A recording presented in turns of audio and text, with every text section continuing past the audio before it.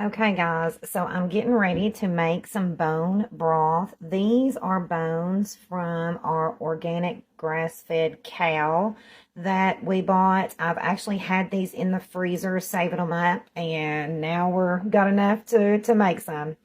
I am going to be using an onion, some celery, some carrots, some garlic, some sea salt, apple cider vinegar, and for some extra love, some turkey tail mushroom. Also going to be using my Houston's mineral spring water. I'm just going to dump all this in.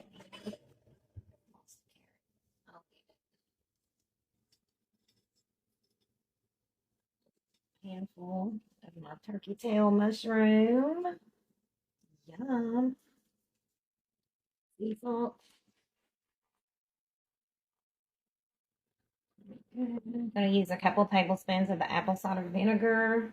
It helps, the acidity helps extract the compounds and the nutrients that we're wanting.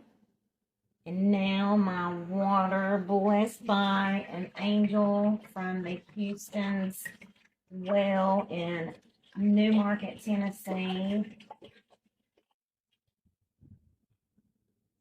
Turn it up here a little bit.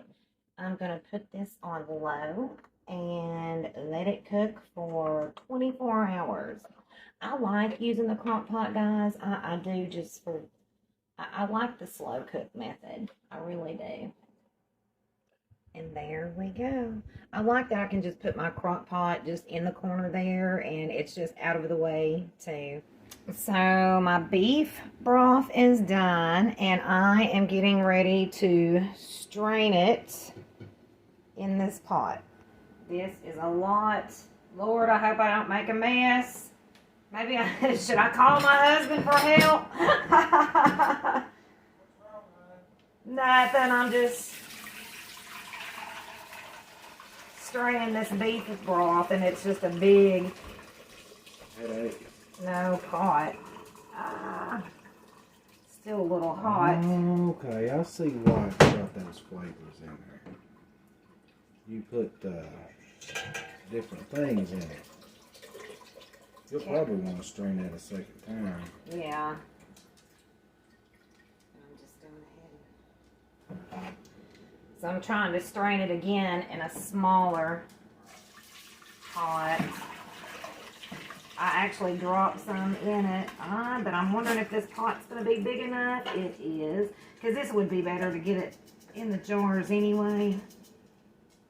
Boy, there's a lot of meat in there.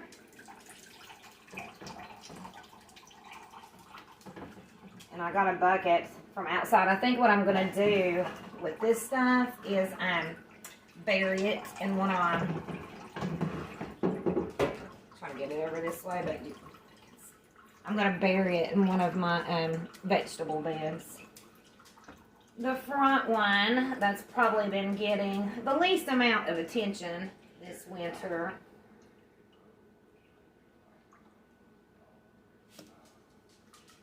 Okay, so now I'm going to strain it into some smaller quart jars here. And I don't know if I said, but I actually did end up adding some more salt and pepper. Let me do it to right about there to flavor it up some.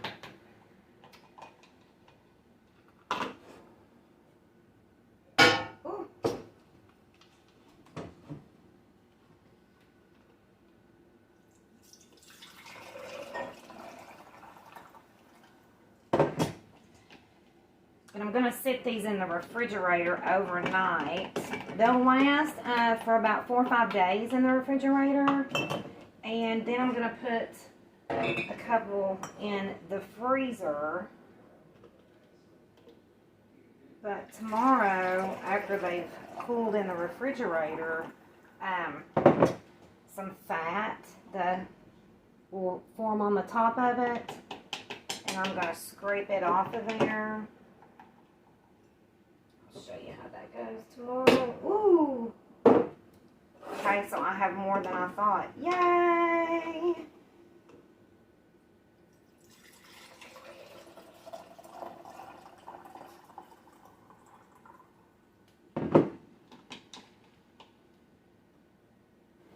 I'm actually going to go with a quart jar for what I'm going to sip on over the next couple of days. I actually might put one of those pints in here with it. Ooh.